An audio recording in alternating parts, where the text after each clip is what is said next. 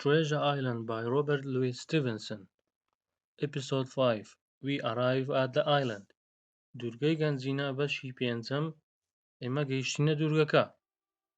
سەرکێشیەکەم لە قەراغ دەریاکە چۆن دەستی پێکرد.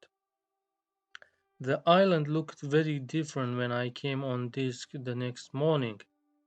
بەیانی ڕۆژی دواتر کاتێک کەوا چووینە سەر دوورگەکە بە شێوەیەکی زۆر جیاوازتر بەدیار دەکەوت. We had made good time in the night, and the ship was lying approximately half a mile to the southeast of the island. ئێمە شەوێکی زۆر خۆشمان بەڕێ کرد و کەشتیەکەشمان لە بەنزیکەی نیو میل دوورتر لە ڕۆژهەڵاتی باشووری دوورگەکەوە ڕاگرت. Grey colored woods covered a large part of the surface. دارە ڕەنگ خۆڵەمێشیەکان بەشی زۆری ڕووکاری دوورگەکەیان داپۆشی بوو. And rocky hills pushed up high above these trees. چەند گردێکی بەردینی بەنزیک ئەو داروبارانەدا بەرز ببوونەوە. The spyglass was the tallest hill on the island by more than 300 or 400 feet, and it had a large flat top. گردی spyglass درێژترین گرد بوو لە دوورگەکە کە نزیکەی 300 بۆ 400 پێ لەوانی تر بەرزتر بووە. هەروەها بەشی سەرەوەی پام بوو. I don't like the look of Treasure Island. من حەزم لە ڕووی دوورگەی گەنجینە نەبوو. With some difficulty we brought the ship into a safe but narrow passage of water between Treasure Island and the nearby Skeleton Island, and we dropped the anchor. بە شێوەیەکی قورس هەوڵماندا کەشتیەکە بە دەرچەیەکی دەستچی ئاو تێپەڕێنین لە نێوان دوورگەی گەنجینە و هەروە دوورگەی سکلتن و ئینجا لەنگەرەکەمان فڕێدە خوارەوە. The trees came down to the shore. لقی دارەکان شۆڕ ببوونەوە سەر کەناری دەریاکە. And there was a swamp with 2 little fresh water rivers running out into it. و هەروە زلکاوێکی لێ بوو کە دوو ڕووباری ئاوی سازگاری دەڕژە ناویەوە. The air smelled of dead wet leaves. بۆنی گەڵای مردوو لە هەوایەکە دەهات. As soon as we arrived at the island, most of the crew lay around on the deck grumbling together. هەر کاتێک کەوا ئێمە گەیشتینە دوورگەکە بەشی زۆری دەستەی دەریاوانیەکە لە نزیکی یەکتر کۆبوونەوە و خەڵبەخەڵبیان دەهات. Orders were followed slowly and carelessly, and mutiny, it was clear, was hanging over us like a big black cloud. بەلەسەرخۆیی و بەبێ گوێدان هەندێک یاسا هەندێک فەرمان دەرکران و یاخیبوون بە هەروەکو پەڵە هەورێکی ڕەش بەسەرمانەوە بوو. We decided to have a meeting in the cabin. ئێمە بڕیارماندا کەوا لە کابینەکەدا یەکتر ببینین و قسەی بکەین. Sir, said the captain, things are becoming very difficult and there's only one man who can help us. کاپتن وتی گەورم شتەکان زۆر بەرەو قورسی دەڕۆن و پێم وابی تەنها یەک کەس دەتوانێت هاوکاریمان بکە. And who is that? asked the squire. و ئاغا پرسیار دەکات دەڵێ ئەدی ئەوە چییە دەتوانی هاوکاریمان بکە؟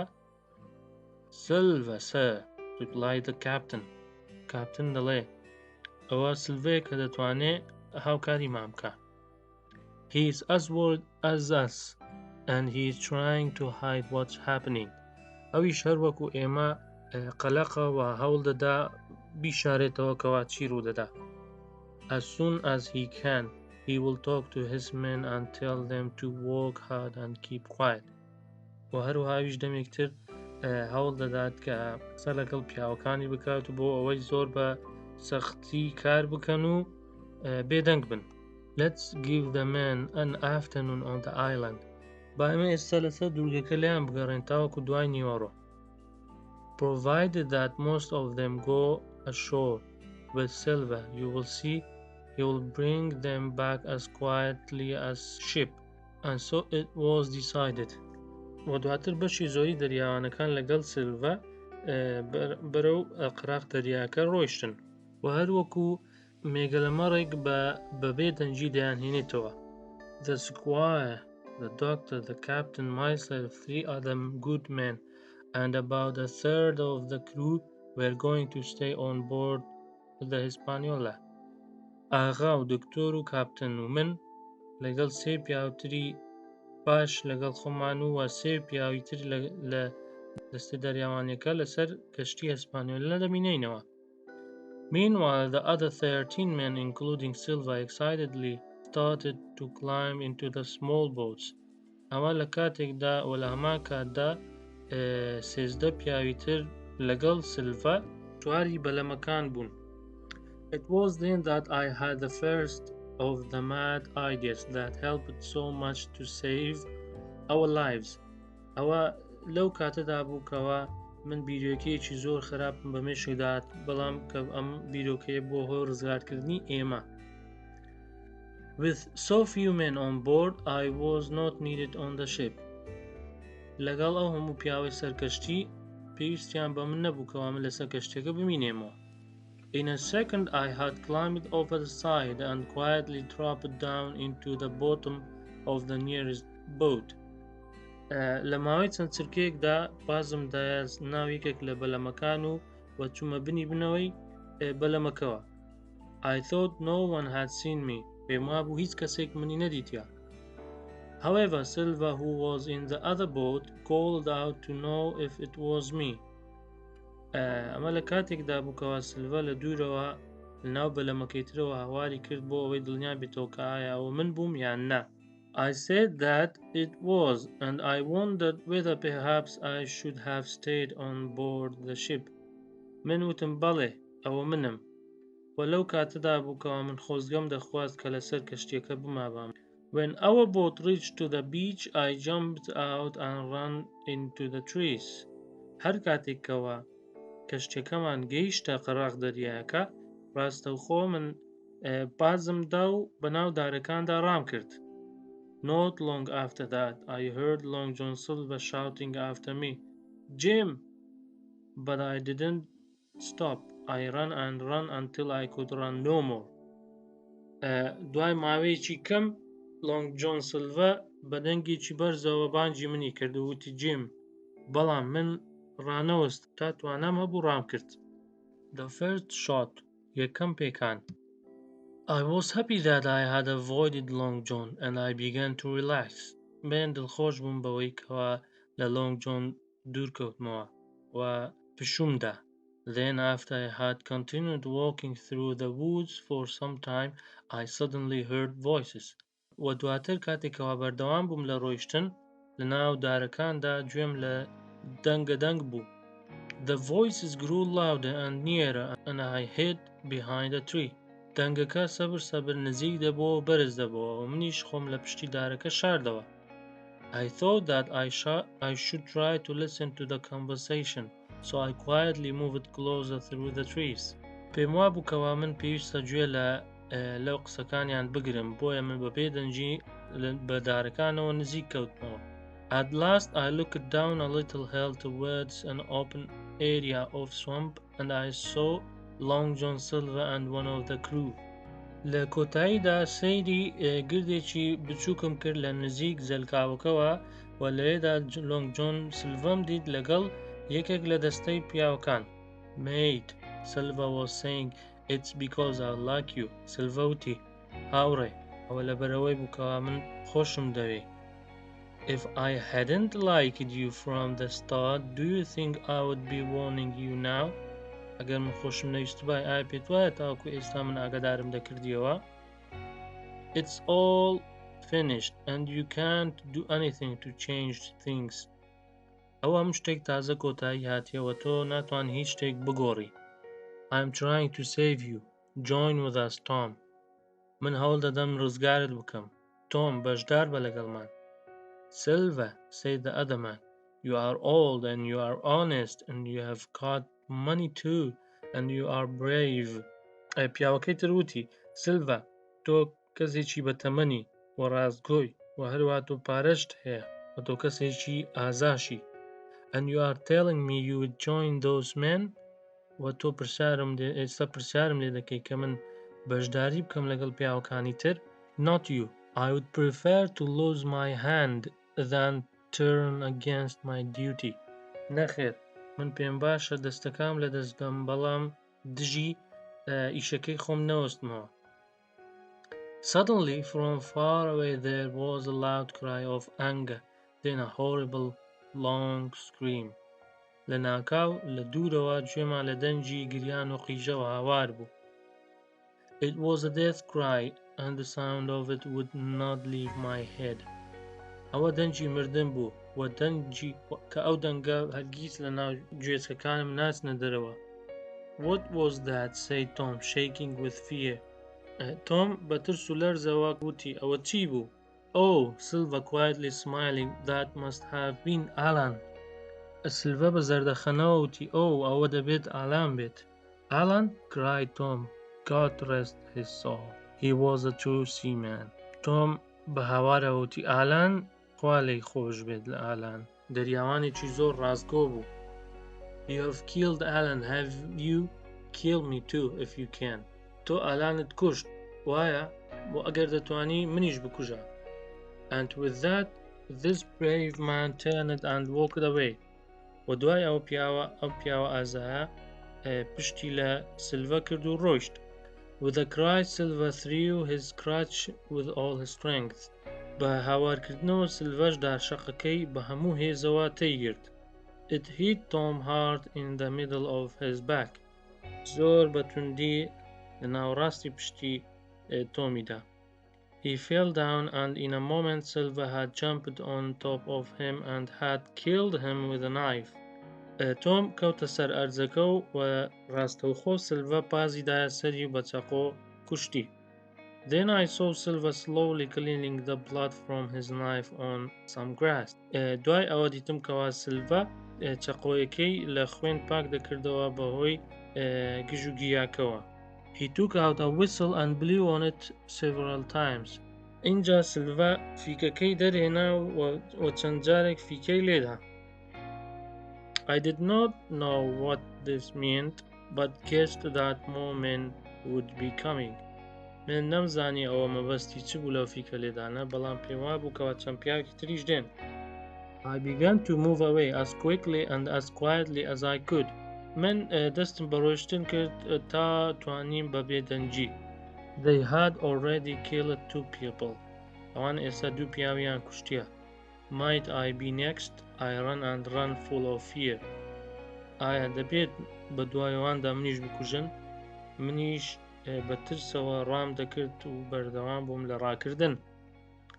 How could I go back to the boats with these men after what they had done?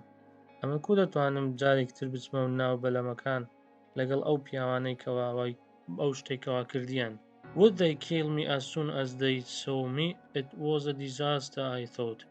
پێم وا بوو ئەوە کارەساتە ئایا پێت وابێ ئەوە منیش دەکوژن ئەگەر بمبینن؟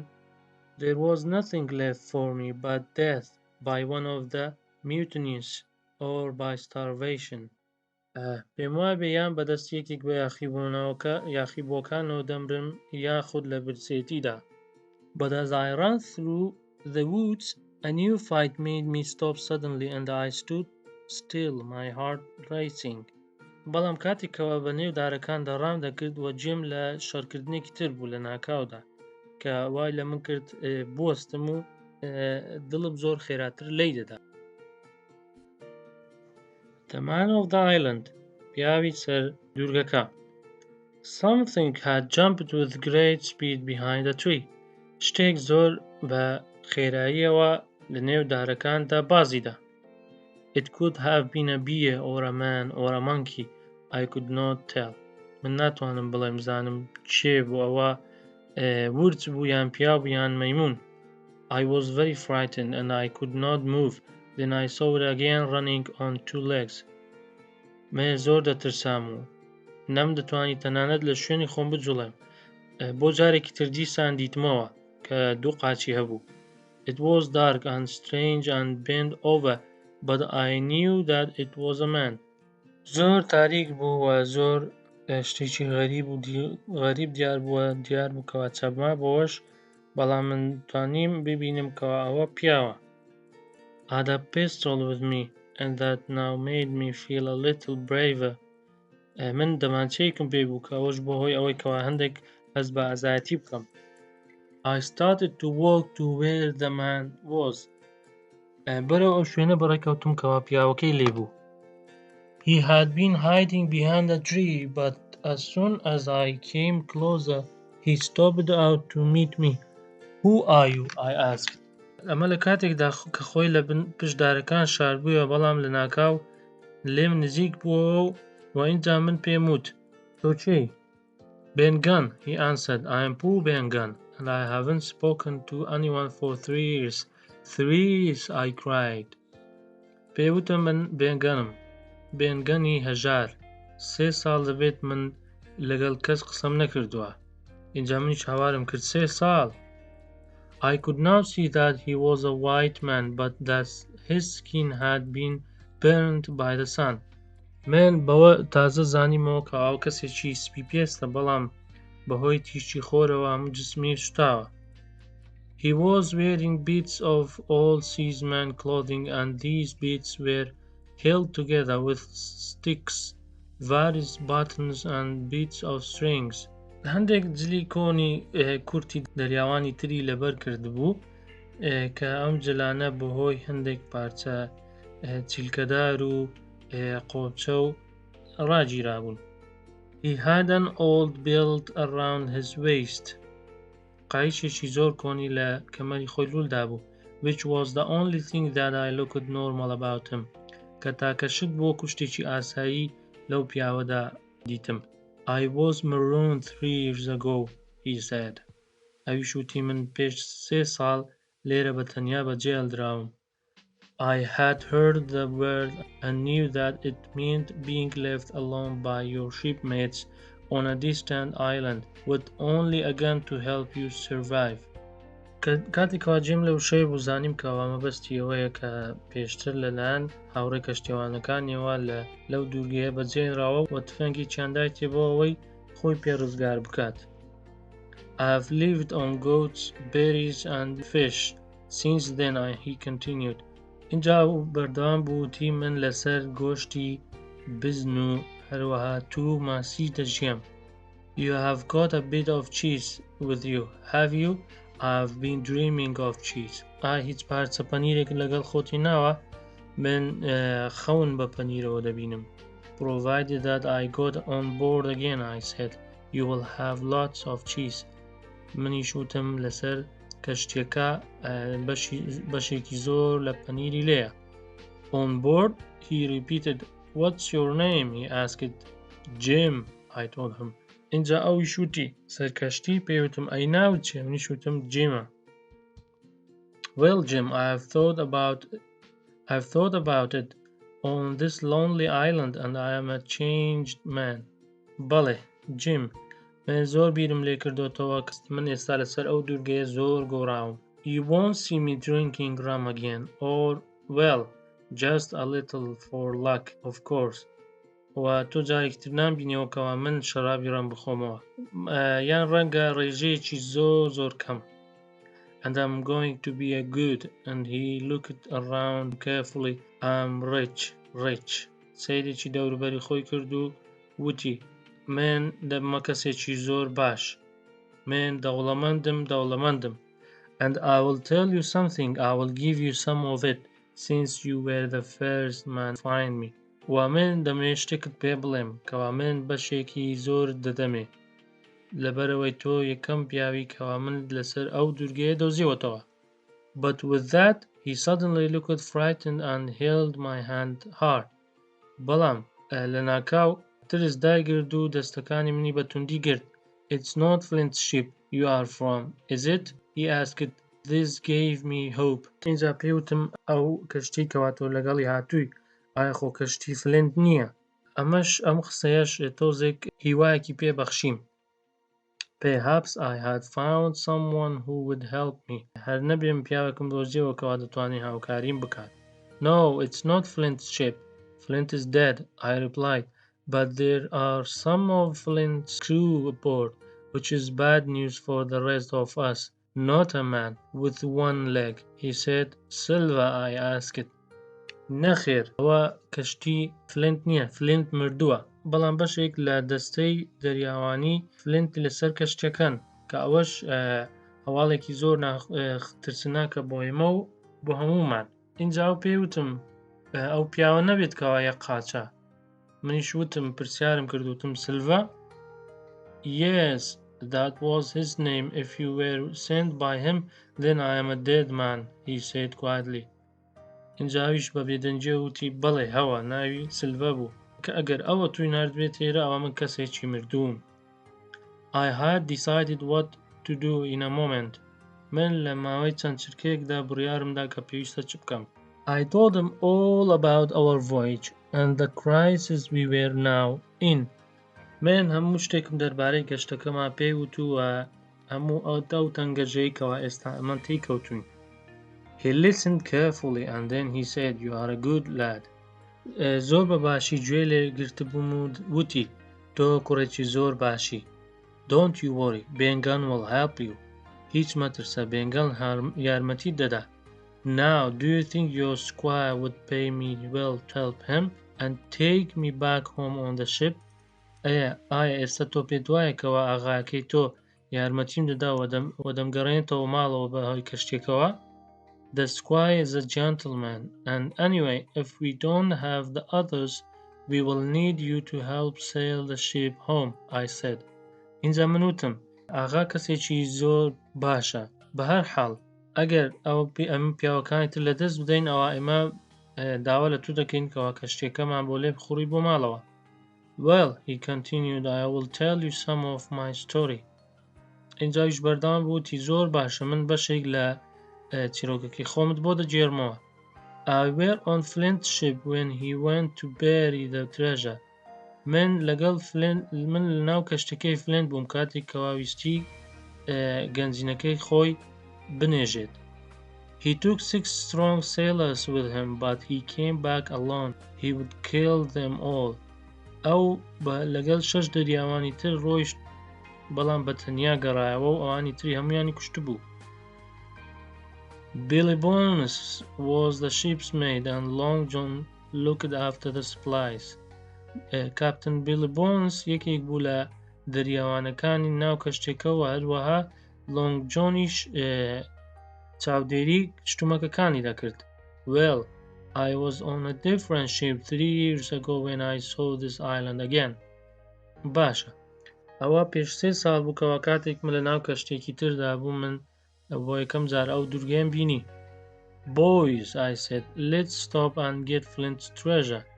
منیش وتم کوڕینە با بوەستین و گەنجینەکەی فلنت بەدەست بێنین. The captain wasn't happy, but for 12 days we looked for it and found nothing. کاپتن بەو شتە دڵخۆش نەبوو و ئێمەش 12 ڕۆژ بە دوای دەگەڕاین و بەڵام هیچمان نەدۆزیەوە.